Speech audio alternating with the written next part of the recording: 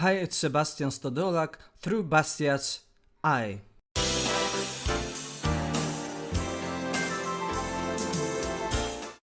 Jim Rogers is one of the most experienced investors one can find, and also one that always have this refreshing perspective on what's going on in the world's economy. Hello, Mr. Rogers. How are you doing there in Singapore?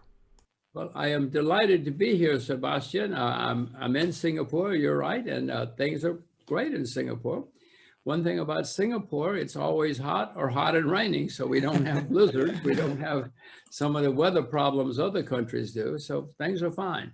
It was almost 15 years ago that you moved on from New York to Asia, right? I left New York permanently in 2007. So, Yes, 2007. I came here. We came here a few summers before to Asia, trying it out. I wanted to find a place where my children would speak Mandarin, and we wound up in Singapore permanently in 2007. And do you speak Mandarin too? I speak no Mandarin. People in America say my English is bad. How do you see your move from US to Asia from the perspective of time? Do you consider it a right decision? Well, the decision was made so that my children would know Asia and would know Mandarin, speak Mandarin. That has worked perfectly. They both speak astonishing Mandarin. I speak no Mandarin, but they speak beautiful Mandarin, apparently. And they certainly know Asia. Now, the negative, of course, is they know very little about America. But in my view, knowing Asia in the 21st century, their lifetime is going to be more important, and they can learn, they will learn about America. You saw the future of the world in Asia rather than in Europe or US. Well, you know, Sebastian, in 1807, if you were smart, you moved to London from anywhere in the world. And in 1907, if you were smart, you moved to New York from anywhere in the world. Well, in 2007, if you were smart, you moved to Asia, I hope. I moved to Asia in 2007. I did it for my children, and we will find out. So far, they speak beautiful Mandarin and they know Asia. But let's see, you can ask me in 25 years. We are here in the middle of pandemic, and recently I read the following statement that when the future historian will look for the start of the Asian century, they may well point to COVID-19 as the moment when the Asian competence resurfaced with strength. Would you agree with such a statement? Well, there is certainly some validity to that point of view. I would suggest it happened sooner, or it has been happening for a long time, but certainly the virus, since Asia did a less bad job than the West, it probably certainly makes Asians feel better. I mean, I know the Chinese feel much better because America has done a very bad job. England, Europe, many countries in the West have done a bad job, and it makes the Asians feel more confident. Many experts or many commentators they see the reasons in the performance of government. So they say Asian activist governments performed better in the pandemic.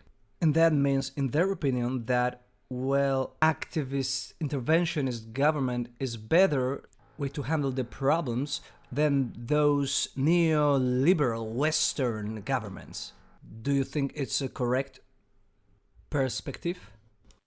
Sebastian, I've been around a long time. Governments always say that they do the right thing and that they're better than other governments.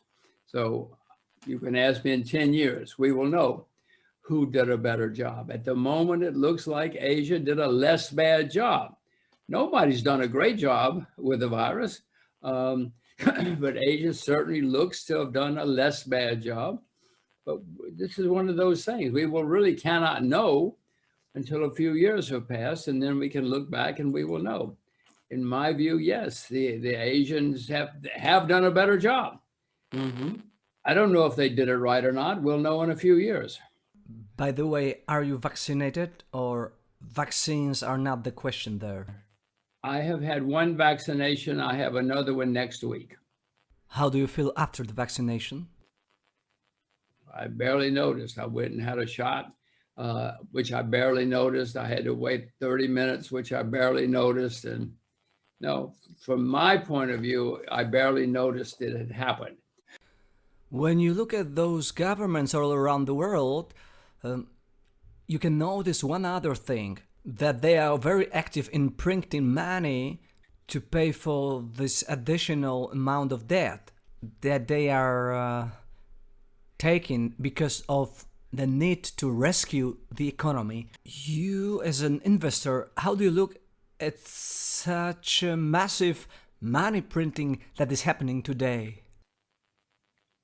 Sebastian, it is good to be old in 2021 because old people get the benefit of all of this huge amounts of money, and we don't have to pay for it. It is not a good time to be young because young people have huge obligations ahead of them, huge controls, huge restraints ahead of them, because this is going to be a big problem for the world.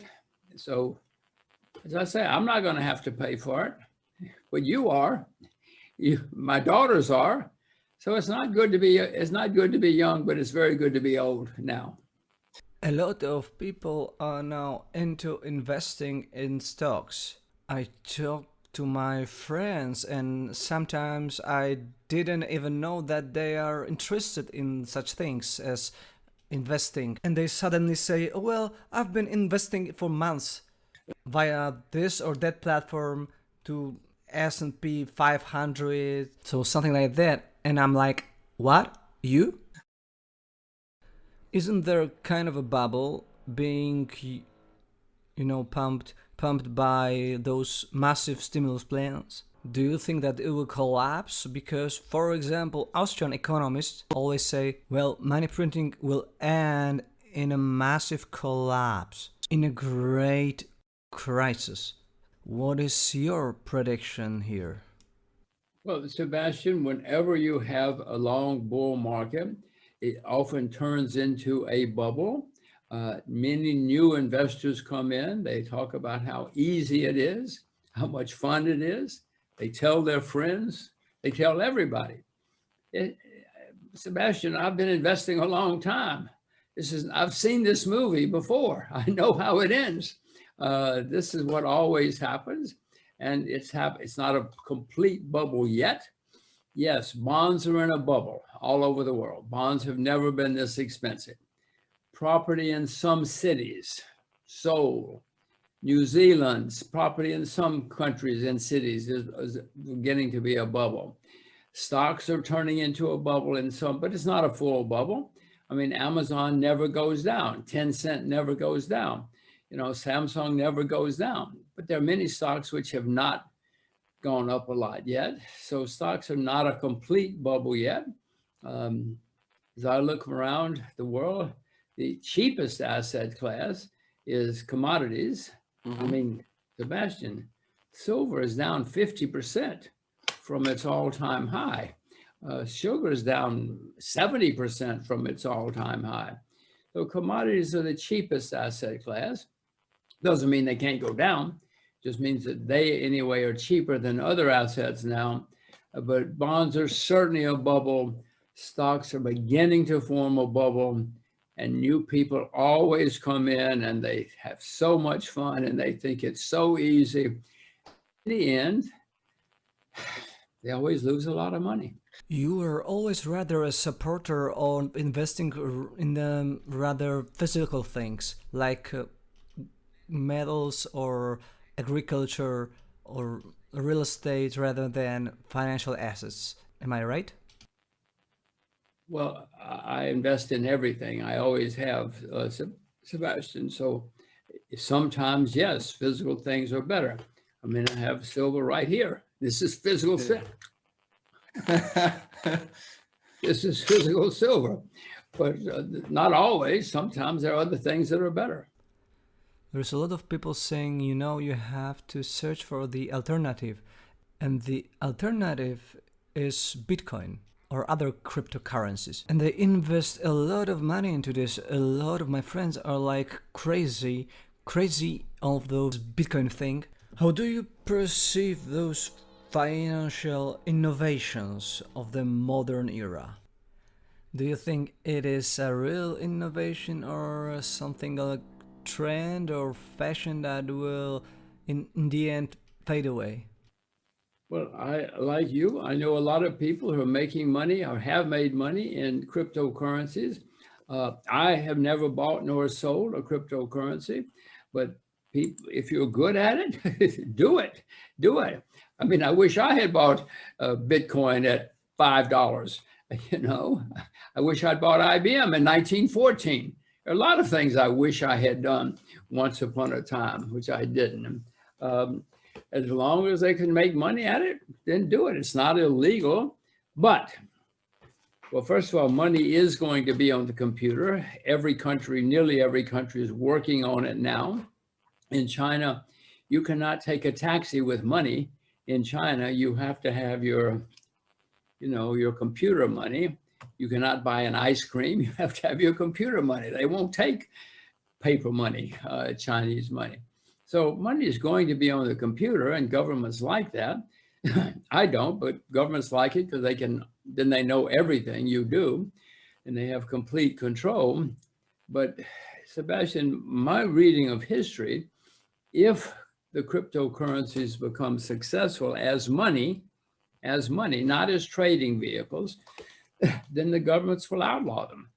Governments do not like to give up their monopoly. They do not like to give up their control. They want to control everything. And if crypto money is successful, and Poland, I'll use America, and America has its own money, I don't think America is going to say, okay, Jim, this is money. This is our money, legal, official money. But if you want to use Sebastian's money, you can. I don't think they will do that. It's not the way the American government works. It's not the way they think. It's not the way any government. You grew up under communism. They don't think that way. They want control of everything. Now, maybe I'm wrong. Maybe they're going to say, okay, you use Sebastian's money if you want. You don't have to use our money. But I suspect that if it becomes successful as currency, they will outlaw it. How long have you been in the markets as an investor? From 60s? Markets in the 1960s, yes. Do you consider the current time as special, something that has never been tried before, this pandemic thing or stimulus? Is it something interesting for you, or is it something like, oh, I've seen it all? Well, we have had governments do foolish things for thousands of years. And governments are now printing and borrowing and spending huge amounts of money, more than has ever been done in history. It has been done in history, but never like it's being done now. The scale, bonds have never been this expensive in the history of the world. America, the United States, is the largest debtor nation in the history of the world now. And it's getting bigger and bigger and bigger, the debt. So it's happened before, but nothing like what's happening now.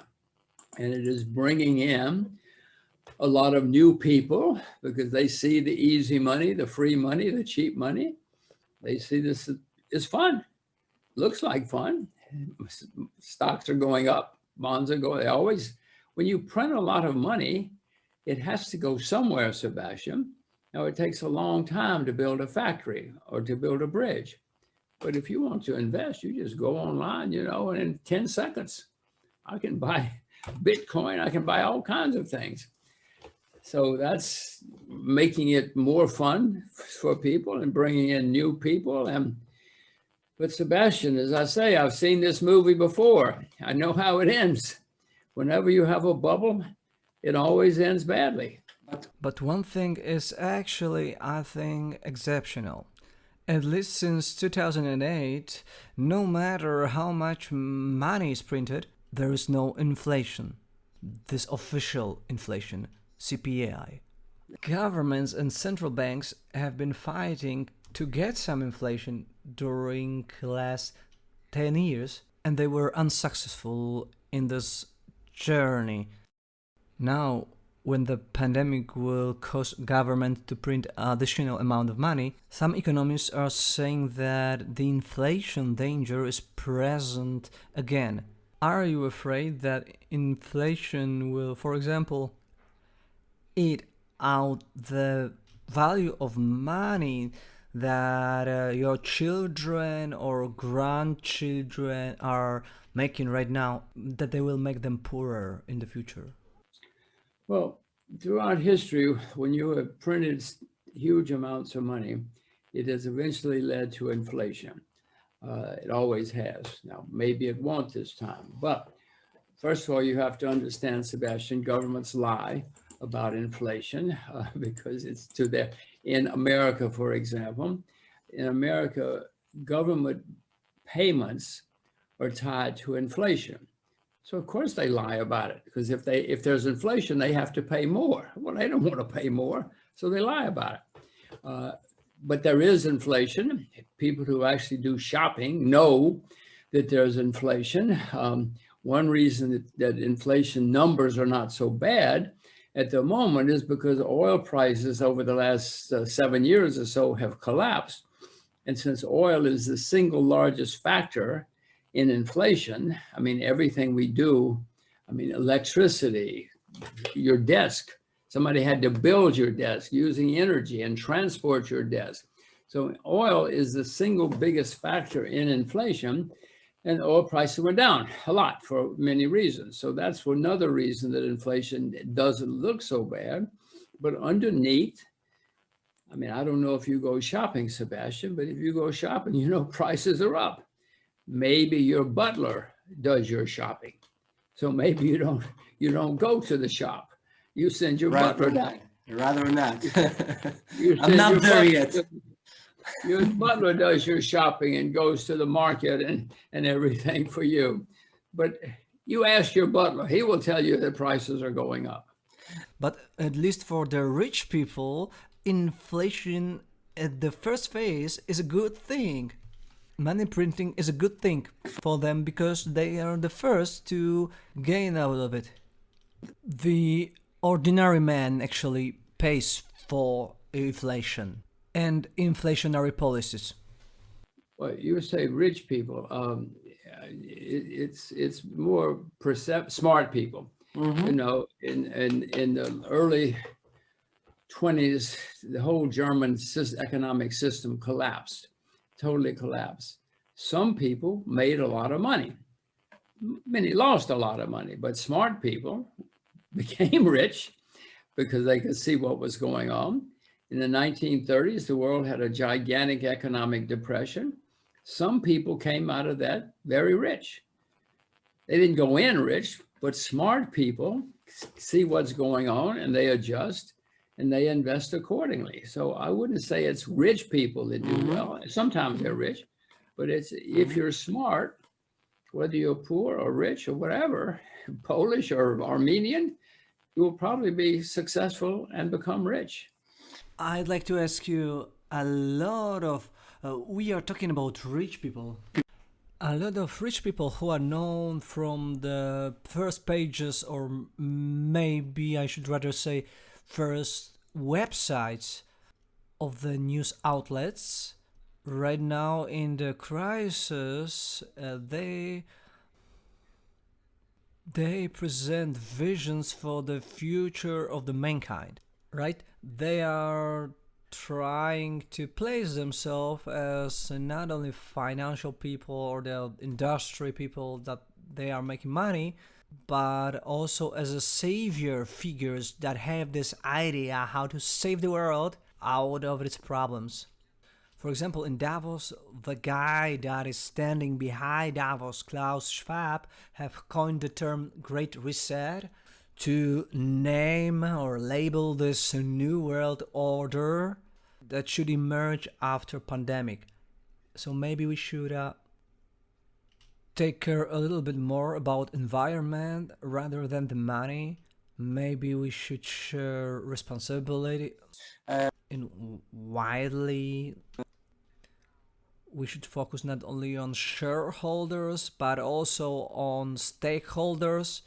So companies and corporations will take under considerations and not only the profits of its owners, but also these external effects they are creating. So how do you see those rich people trying to design scenario for the better future right now? How do you see this? Well, for thousands of years, people have been trying to come up with a way to solve mankind's problems. Religious people, military people, philosophers, academics, politicians, many people have tried to solve the world's problems. None of them have worked so far. I mean, Mr. Marx had a brilliant theory. It was a very, very good theory. It sounded great. We now know it didn't work. I mean, a lot of people tried Marxism for a while, but now we know it doesn't work. Mankind, as I say, every kind of person have tried to come up with ways to solve the world's problems. And so far, nobody has come up with something that works always. I mean, we do know that capitalism is less bad than most other systems. We do know that free markets, free governments are less bad than other things. But Sebastian, when things get bad, people look for an easy answer. And the people at Davos say, we have an answer, an easy answer. Well, people love easy answers. Nobody wants a hard answer. Mr. Marx had a very easy answer. So people tried it for a while. And now Mr. Davos is trying with his easy answers. They're not going to work, but people might try them. In the West, there's something called MMT, which is a new theory about how to run the world's economies. I call it more money today. It's easy.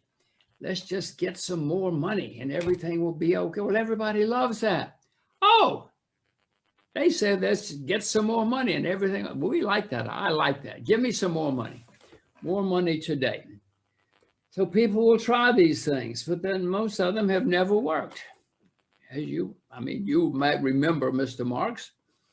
You certainly suffered Mr. Marx for your family for a long time.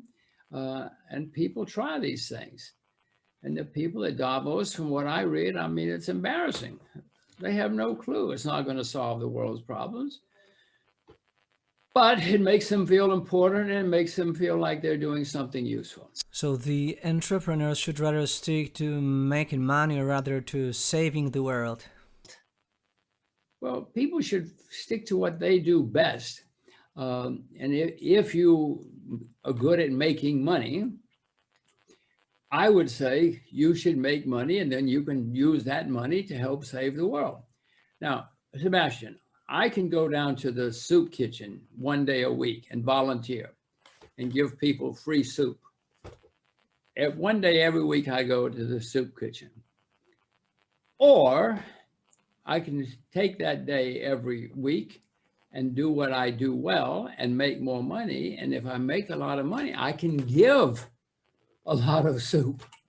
I can give a lot more soup than my down there every one day a week making soup for poor people. The poor people would be better off if I made a lot of money and gave it to other people. That's what the world has learned many, many times. Do what you do best. If you're great at playing the violin, you should play the violin because that's going to be better for you and for the world. And then you can do more for the poor as well. Or if you're a good football player, whatever it is, do what you do best and you'll be able to help the world more.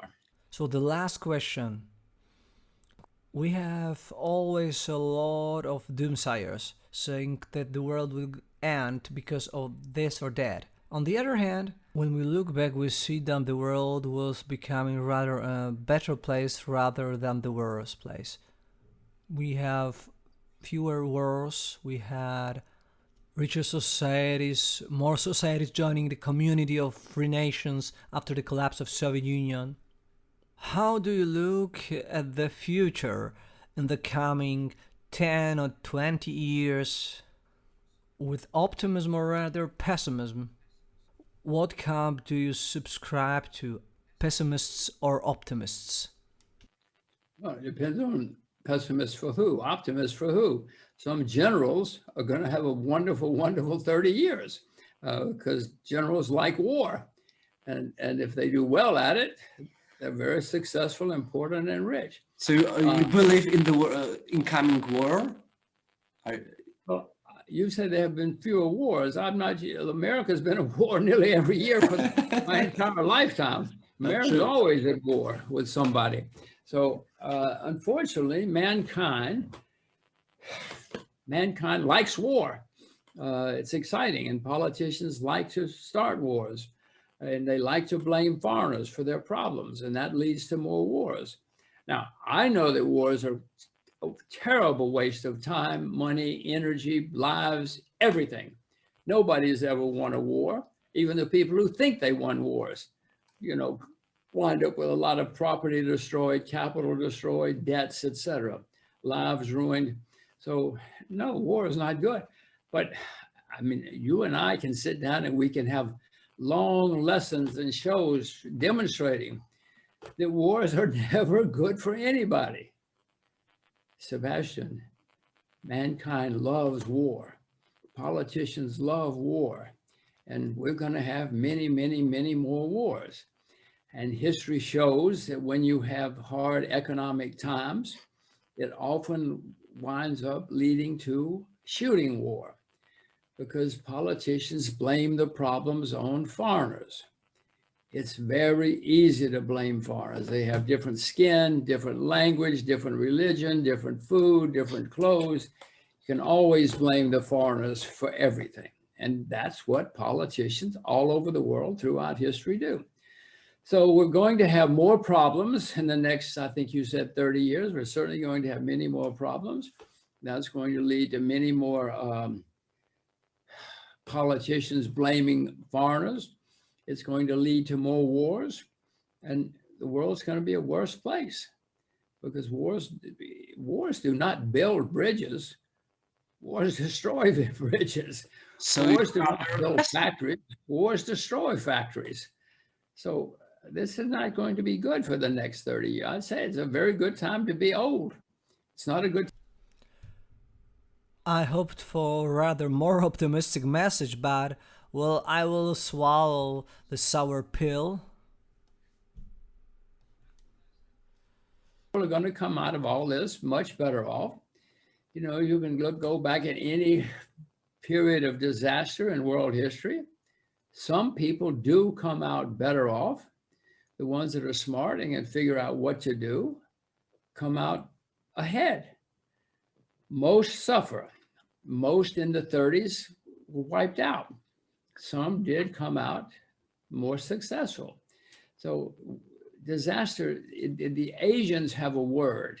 It's the same word in China, same character, same written word in Chinese, Korean, and Japanese. It's pronounced differently, obviously, but in Chinese, the word is wei ji. And what it means, wei ji means opportunity and disaster are the same thing. And they are. You think about it. If the house burns down, oh my God, that's a disaster.